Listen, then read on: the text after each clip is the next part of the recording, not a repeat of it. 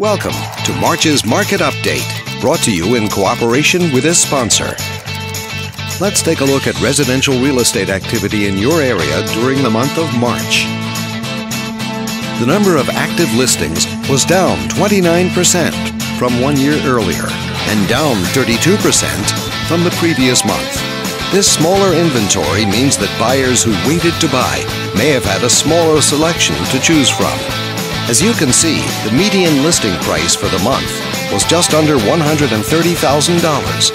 Compared to last year, the average number of days that units spent on the market before being sold was down 71%.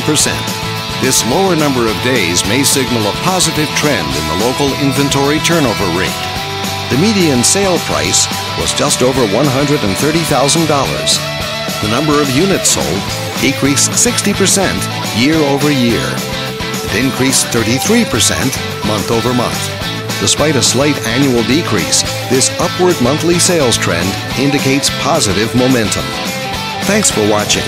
We hope you use this information to make smart, informed decisions in your upcoming real estate transactions. Feel free to contact us for more information or further assistance.